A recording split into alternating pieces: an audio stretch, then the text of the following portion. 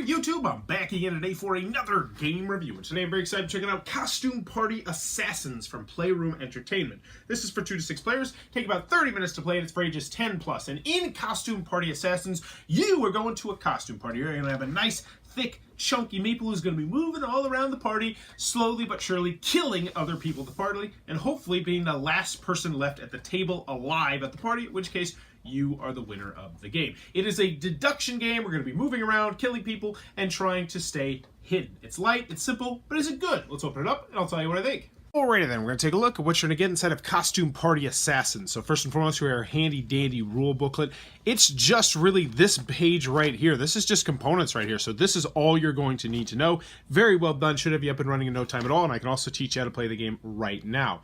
So in Costume Party Assassins, you are going to take control of one person at a costume party. You're going to have one of these cards right here that are going to represent one of the 20 different meeples that are on the board. And I got to show you these meeples. They are really stinking nice, thick, chunky meeples. Very, very nice meeples right there.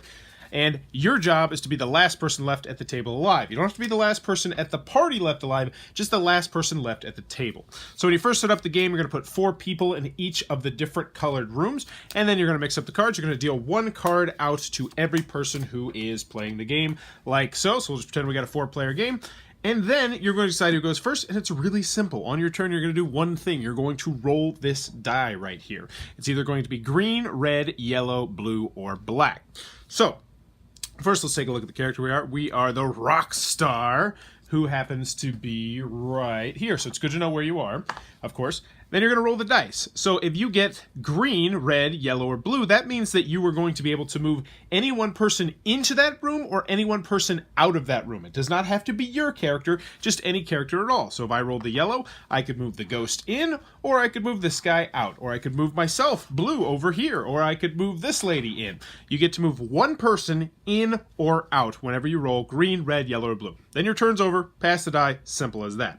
Now, where the game gets interesting is when you get to the black die.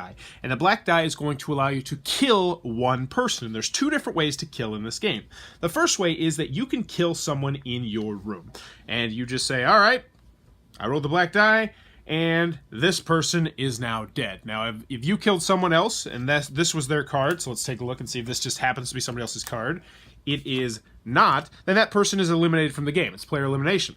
Otherwise, you just take it out of the game, and you continue on your merry way, but now everybody else on the table knows that you are, in fact, one of these 4 people right here. Now, that, luckily, is not the only thing you can do with the black die. So instead of doing that, you have the option to flip over the top card of the deck and kill someone randomly. Now, it will not be anyone at the table, but it will whittle down the possible suspects. So I might flip this over, and I might kill the wizard. So the wizard is, let's see, where is the wizard? The wizard is dead. Just bam. Wizard is out of the game, and no one has any more information on me, except for maybe potentially I'm in a room with few people, but I could be bluffing there.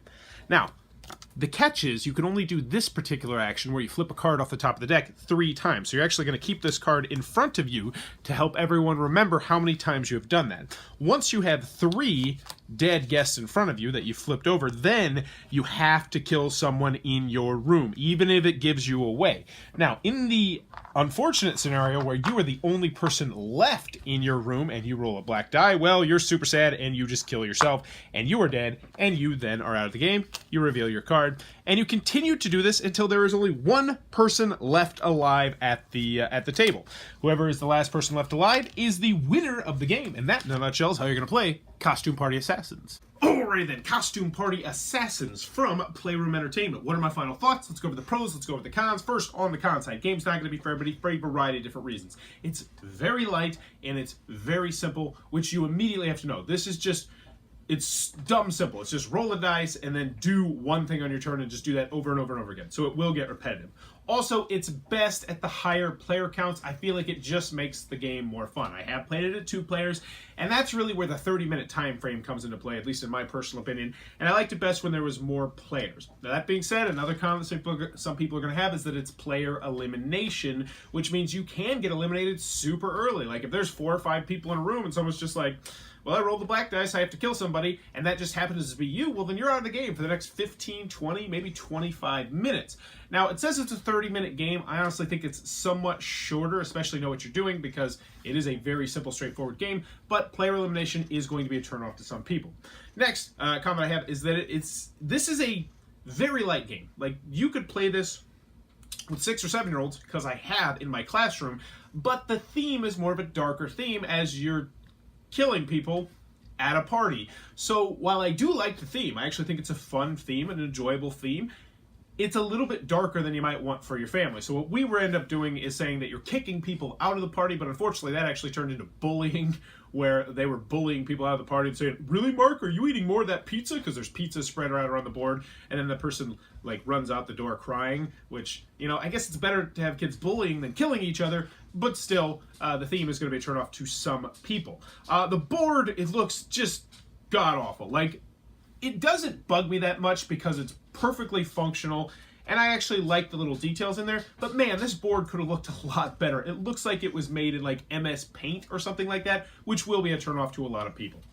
Any other cons that I have with the game? Oh yeah, there's 3 particular meeples that look very similar. There's like an Indiana Jones, a Sherlock Holmes, and then another guy who's dressed in brown, and they look way, way, way too similar, and I actually had a confusion in 2 separate games where someone thought they were a different character. They moved the wrong character because they thought it was this and that.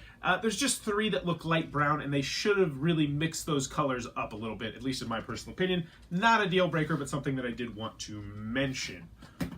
Any other cons that I have with the game? You know, as long as you go into it knowing that it's super light, I mean, I think a lot of people are going to want maybe just a little added extra layer to the game. But moving on to the pros, I thought Costume Party Assassins was good, and it gets kudo points from me for a lot of different reasons. First and foremost, very easy to learn, very easy to teach. This works as a family game as long as you're willing to change the theme. This works as a lightweight filler game. This works as a party-esque style game going up to 6 players. So if you're having like a resistance-y style night where you're going to have drinks and maybe play some social deduction games, you could easily slide this one in. Component-wise, I like the cards. I like the artworks on the cards. I like the theme of the game. I like the meeples. So I'm a fan of all those different things.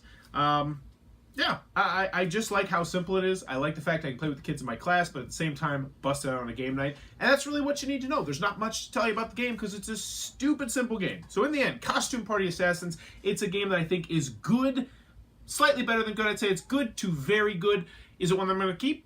Yeah, I think it is, because I can play it in my classroom as long as I'm willing to change the theme. It immediately draws people to the table because of all the gorgeous miniatures and just the fact they're moving around the little house. And despite the fact the house could look way, way better, it's just good enough.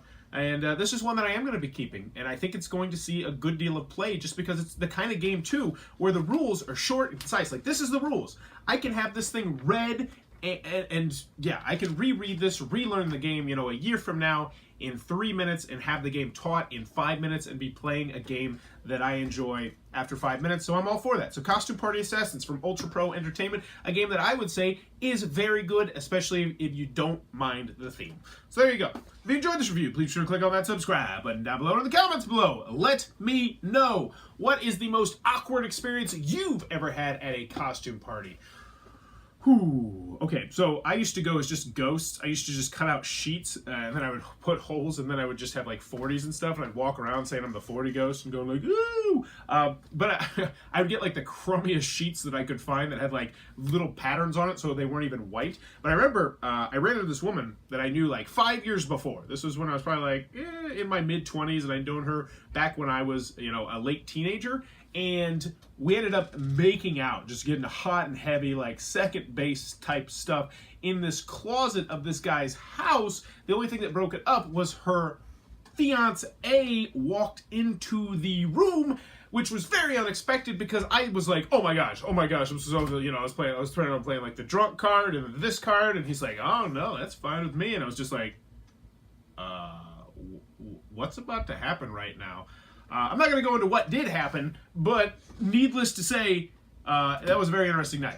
But let me know in the comments below, what's the craziest thing that's ever happened to you at a costume party? And as always, thanks for your time, YouTube.